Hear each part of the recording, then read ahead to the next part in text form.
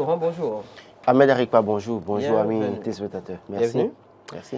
On démarre par le quotidien Le Matinal ce matin. Laurent Roland Tonenkes, lequel quotidien titre Conseil municipal d'Abomey-Calavi, Patrice Oussou-Guédé démissionne.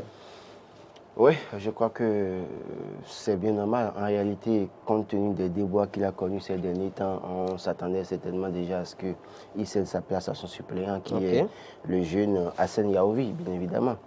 Mais il se fait qu'après la prison, on l'a vu aller du côté de l'Europe pour un check-up, et puis finalement, on n'attendait plus rien. Et c'est la même situation avec ceux qui sont en prison pour le cas, le dossier 39 États, bien évidemment, qui en réalité devrait être remplacé depuis, mais je crois que chacun, à son niveau, fait l'interprétation de la loi dans une certaine mesure pour ne pas agir. Je veux parler notamment du Conseil communal d'Abomey-Calavi qui, certainement, ne fait pas encore une interprétation en tant que telle de la loi pour permettre à ce que ceux-là qui sont accusés d'un certain nombre de faits qui sont en prison soient remplacés par leurs suppléants. Et je crois qu'au lieu d'attendre que ce soit la mairie, le conseil communal qui décide de le soustraire de l'équipe, et quand lui-même prend la décision de partir, on ne peut que saluer cela pour dire, mais enfin, il a compris qu'il faut partir et laisser la place. Non seulement il part compte tenu d'un certain nombre de faits, mais c'est qu'il faut laisser la place à la jeune génération. Donc quand je parle de Hassan Yahovi, c'est un jeune, c'est son fils, bien évidemment, qui est son suppléant. Donc lui qui a fait autant d'années dans la fonction publique en tant que militaire et qui finalement se retrouve à la retraite et qui a été maire de la commune et qui a fait tout ça, je crois qu'à un moment donné, il fallait qu'il cède sa place à la nouvelle génération. C'est à cette seule condition qu'on peut permettre à la jeunesse de s'habituer, de faire l'expérience dans une certaine mesure. Et donc je crois que oui, et puis non seulement ça, quand on regarde, jette un coup d'œil sur la réforme de la décentralisation, bien évidemment, on comprend que les conseillers communaux n'ont plus rien à mettre sous la dent pour autant comme par le passé.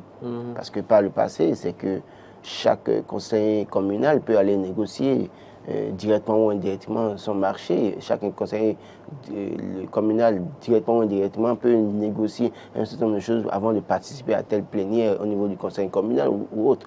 Mais là, le maire n'a plus les leviers en main pour faire quoi que ce soit. Le maire aussi dépend de la secrétaire exécutive dans une certaine mesure. Donc, à un moment donné, quand vous faites la somme et que vous voyez que vous ne gagnez plus rien aussi grande chose, il vaut mieux carrément vous éclipser. Donc, oui, il y a plusieurs facteurs qui certainement motivent. Qui militent peut-être donc en la faveur de cette démission. De cette démission, mais c'est que déjà, ce dont on peut se réjouir, c'est déjà qu'il accepte de laisser sa place et que le jeune qui est son suppléant puisse venir siéger au conseil communal pour faire l'expérience. L'expérience aussi donc de la chose. Restons à la une du quotidien Le Matinal ce matin. Laurent Roland Tonenkes, la presse du jour en parle également.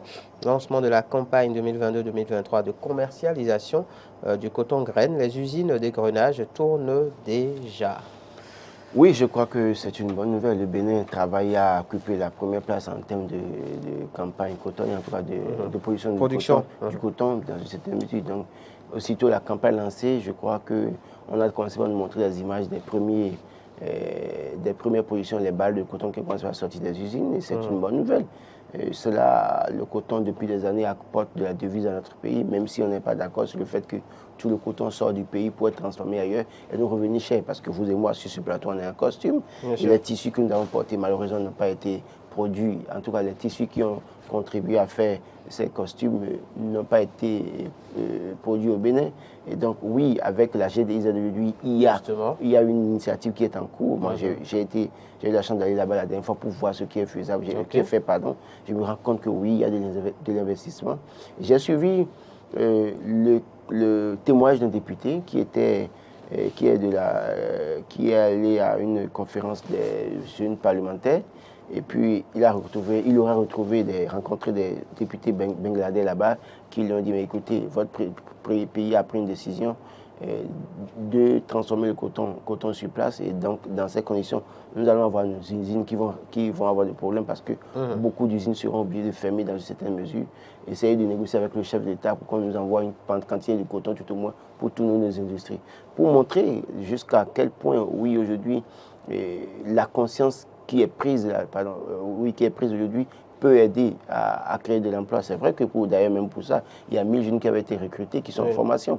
Et donc, oui, produire en quantité, mais transformation en quantité aussi au plan local pour donner de l'emploi, pour donner de l'emploi, créer de la richesse dans notre pays. Parce que chaque fois que nous envoyons le coton, nous vendons ça à un prix pas pour autant élevé.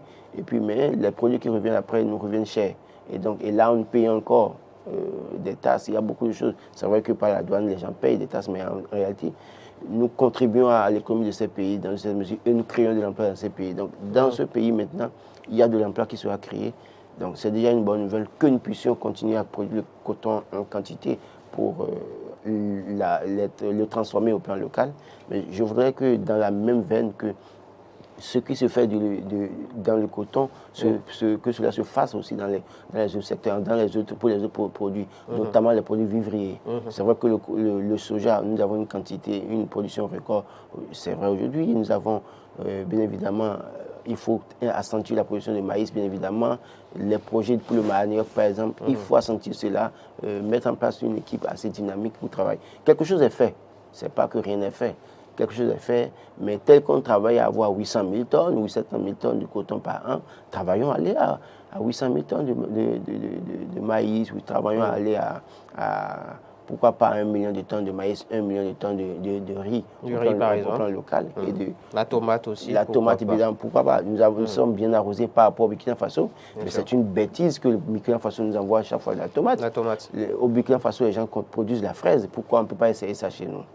Aujourd'hui, le gouvernement envisage de faire le cacao, bien évidemment, parce qu'il est annoncé. Et puis, le PAMI a eu, on va encore accentuer la production. C'est autant de choses sur lesquelles il faut mettre l'accent et permettre à ce que nous puissions avoir une autosuffisance alimentaire et que un pays comme le Bénin, qui a pratiquement 70% de terres arables, soit réellement en profiter plutôt que de continuer à importer des vivres d'autres pays. En tout cas, pour l'heure, le kilogramme donc, du coton est livré à 300 francs CFA, un prix d'achat inédit. Oui, oui. Je crois que le gouvernement fait beaucoup d'efforts dans ce domaine. Et c'est pourquoi je dis qu'il faut que les efforts soient aussi accentués pour les autres produits vivriers, bien évidemment. Ça va beaucoup plus soulager les Béninois. Parlons des législatives de 2023 à présent. Laurent Roland Tonneikes, intéressons-nous à la une du quotidien Le Révélateur du jour. L'utilisation des moyens de l'État interdite aux ministres candidats. Mais c'est normal, il n'y a même pas à rappeler ça à qui que ce soit. C'est parce que le gouvernement qui est là est un gouvernement de rupture. Donc, si par le passé de telles mauvaises pratiques en cours, aujourd'hui, nous sommes en plein dans le gouvernement de la rupture. Donc, on ne devait même plus rappeler ça à un ministre ou à un directeur, à un cadre de la fonction publique. Donc, moi, je crois qu'il fallait juste les laisser. Et maintenant, ceux qui seront tombés dedans, il faut les sanctionner. Parce que quand on appartient à un gouvernement, on respecte les principes, les idéaux de ce gouvernement. Et donc, oui, aujourd'hui, c'est vrai que c'est vrai que, moi je le dis, il ne faut pas leur rappeler parce qu'ils sont censés connaître ça, mais bon, le fait de leur rappeler aussi a son sens. Bien sûr. Pour qu'ils comprennent que non, vous allez à une élection et vous voulez représenter le peuple, c'est vrai, mais le privilège que vous avez déjà à cause de votre poste, pour le poste que vous occupez en tant que ministre ou DG ou je ne sais quoi, le poste là est purement pour un travail pour servir le peuple. Et donc, une fois que vous serez élu député, vous pouvez avoir les moyens de l'État. Mais pour le moment, c'est qu'aller sur le terrain avec vos moyens et aller faire campagne. Et d'ailleurs même, je crois que ce qu'on dit est applicable à ceux de la mouvance. Et c'est 2 formations politiques pour la plupart. Bon, pour ne pas dire, oui, ils sont 4, bien évidemment. Ils sont 4. Oui, il y en a 2 qui sont plus en lumière que les autres. Voilà, et donc il y a UPBR, il y a, comment vous appelez, Moël Bénin, Idébien. C'est eux qui sont de la mouvance, bien évidemment, et c'est eux qui ont des gens qui servent l'État, en tout cas aux côtés du chef de l'État, et qui ont les moyens de l'État dans cette mesure. Je ne pense pas que ce qu'on dit soit appliqué à un opposant. En tout cas, je ne sais pas s'il y a un opposant qui est dans un ministère nommé quelque part, mais qui est opposant, qui est encore là, je ne sais pas. Donc, ça veut dire quoi? Et puis, quand on regarde un peu dedans, on voit qu'il y a 2 formations qui ont les financements attribués aux partis politiques, le PBR. Donc, il n'y a pas de raison que cela se permette d'aller utiliser les moyens de l'État. Je crois que les citoyens doivent pouvoir être mis à contribution. Quand vous voyez ça quelque part, prenez la photo, balancez et dénoncez. C'est tout simple. Parce qu'une chose, justement, est d'interdire la pratique et l'autre est de pouvoir peut-être contrôler et Bien évidemment. de ce que cela ne... Bien évidemment. Et puis, non seulement ça, il faut aussi faire obligation à ceux-là qui occupent des postes de responsabilité, qui sont censés avoir une certaine neutralité, de ne pas se mêler de la campagne. Ce n'est pas bon. Ce n'est pas bon de voir un médiateur de la République, même s'il est membre d'un parti politique avant d'être médiateur de la République, d'aller sur un terrain sous prétexte qu'il est coordonnateur, je ne sais quoi. Ce n'est pas bon, ce n'est pas une bonne image. Parce que le médiateur est censé avoir une position neutre. Neutre pour trancher quand il y a un problème. Censé avoir recours à lui, justement. Voilà, mais quand le médiateur se retrouve à être sur un terrain, pour parler politique, à prendre parti, ce n'est pas bien. Donc, tous ceux qui ont des postes de responsabilité, qui leur demandent en tout cas un sacrifice de neutralité, ils n'ont qu'à pouvoir le faire pour l'intérêt du pays.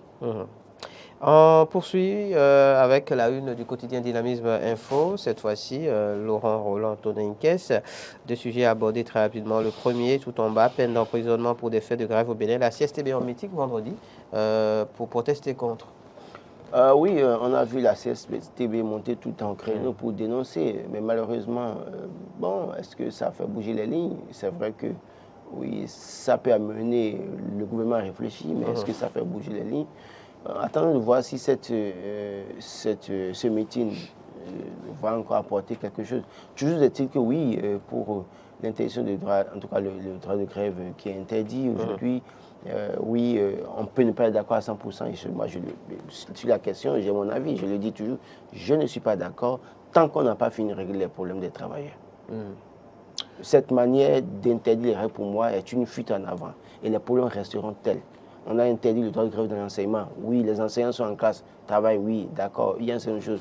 Mais au fond, est-ce que les problèmes de l'école ont été réglés dans leur entièreté? Je me pose de mille et une questions. Je sais que la réponse, c'est non. Parce qu'il y a beaucoup de choses à faire encore dans le système éducatif. En dehors des réformes, oui, qui ont apporté un plus, oui, d'accord. Mais quand on interdit le droit de grève, il faut d'abord régler le minimum de problèmes qui se posent aux travailleurs. Il faut le faire. Sinon, à force d'interdire chaque fois et d'étouffer les revendications, d'étouffer les réactions, c'est que frustration sur frustration, quand ça dégénère, c'est difficile de supporter. À la lumière du titre du quotidien Dynamisme Info ce matin, on se rend compte que ce qui dérange surtout au niveau de la CSTB, c'est le fait qu'on parle de peine d'emprisonnement pour fait de grève au Bénin. Oui, c'est ce que j'essaie de dire, c'est-à-dire, moi je pense que le gouvernement va trop loin parfois, à la limite, parce qu'on peut interdire, on peut demander à sanctionner, suspendre, d'accord, mais parler de peine d'emprisonnement parce que la personne a fait grève pour réclamer ses droits. Aller à l'encontre de la loi. Oui, voilà, et je crois que le directeur général de l'Organisation internationale du travail a été clair dessus. Interdire la grève en 2022 est un recul démocratique. Ce qui n'a pas empêché le gouvernement de récidiver. Ça n'a pas empêché le gouvernement d'être droit dans ses bottes. Bien sûr, et d'y associer d'autres secteurs encore. Non, on peut être unanime sur le fait qu'il y a beaucoup de désordres en la matière par le passé. Mais est-ce qu'il faut régler les problèmes comme ça? Il ne faut pas régler comme ça. Régler les problèmes qui se posent aux travailleurs. Après, mettez les garde-fous dans une certaine mesure. Mais on ne règle pas le problème, on met les garde-fous et puis silence radio parce qu'on sait que personne ne peut oser, parce que quiconque ose. Et quand on parle de peine d'emprisonnement, vous imaginez quelqu'un qui réclame ses droits. Je demande une augmentation de salaire ou bien je demande une indemnité, des primes à me payer et puis je fais grève. Et pour ça, parce que je fais grève... Parce que vous n'avez pas le droit justement de faire la grève. Eh bien, écoutez... Donc vous allez à l'encontre de la loi. Mais vous vous exposez aux sanctions. Et la loi, c'est la loi. Elle a beau être dure, c'est la loi. Tout travailleur a le droit de revendiquer. D'accord? C'est parce qu'on a mis des... À partir du moment où vous signez votre contrat et vous savez que le droit de travail au Bénin répond à un certain nombre de normes, c'est que vous êtes d'accord pour respecter ces normes. À partir de cet instant... Les travailleurs qui sont là, on peut peut-être parler de ceux qui sont recrutés tout dernièrement, c'est peut-être eux qui ont signé un contrat pour dire... mais ceux qui étaient là, la législation évolue. On dit que la législation évolue. Oui, mais d'accord, je suis d'accord. Donc si vous n'êtes pas d'accord, vous démissionnez. C'est dur. Dur à l'aise, c'est de l'aise. La loi, elle est dure, mais c'est la loi. Oui, mais c'est-à-dire, vous savez, c'est ce pourquoi je ne suis pas d'accord en réalité. La loi est dure, il faut l'appliquer. Mais avant d'appliquer la loi là, qu'avons-nous fait en amont pour régler les problèmes qui se posent à ceux-là qui sont sans... Vous imaginez, excusez, mais vous imaginez un ministre dont le véhicule est en panne, c'est-à-dire que le véhicule n'est plus normal, et puis ça fait chaque fois, et puis il veut réclamer un véhicule et le président de la République dit tu n'en as pas les moyens pour t'acheter un véhicule, moment, débrouille-toi. Oui. Et vous pensez que ça fait bien? Ne serait-ce que pour l'image. Donc pour l'image des travailleurs aussi, pour les conditions de travail, il faut améliorer ce qu'il y a comme problème. On a compris votre plaidoyer ce matin. C'est pas un plaidoyer. C'est pas un plaidoyer, parce que je ne suis pas de la fonction publique, je suis en tout cas. De toute façon, mais je pense que le mieux, c'est de régler les problèmes en amont. Et on ne peut pas tout régler en De toute façon, quand on une parle journée. des travailleurs, les situations ne sont peut-être pas les mêmes, mais de manière générale, qu'on soit dans le privé ou dans le public, on vit plus ou moins les mêmes réalités. Et il faut régler les problèmes. On ne peut pas tout régler, mais le minimum, il faut régler. Bien et sûr. quand vous savez régler, mais là on prend des mesures, mais on ne règle pas le minimum, ce n'est pas bon. D'accord. Je vous fais cette interrogation à la une du quotidien Dynamisme Info ce matin, à l'oreille droite notamment. Allons en France, Jordan Bardella, donc élu à la tête du RN à 27 ans. Et si l'Afrique pose donc la question, le quotidien, copier ce modèle de démocratie en promouvant sa jeunesse. 27 ans, chef de parti politique, et pas des moindres. En Europe, on connaît la limite de ceux qui sont jeunes. D'accord? La tranche pour être jeune. En Afrique, quelle est la tranche pour être jeune? 7 à 77 ans. Donc, vous voulez que les gens promeuvent qui? En Afrique, la jeunesse, c'est de 7 à 77 ans. C'est qu'il y a l'autre qui a célébré 40 ans, je pense que c'est 40 ans, 40 ans de pouvoir. Oui, mais écoutez, donc, vous savez... Dans un pays de l'Afrique centrale. Oui, vous savez, moi, ce que je dis, c'est tout simple. Hein. C'est-à-dire, la jeunesse, qu'est-ce que vous appelez jeunesse au Bénin, en Afrique, par exemple?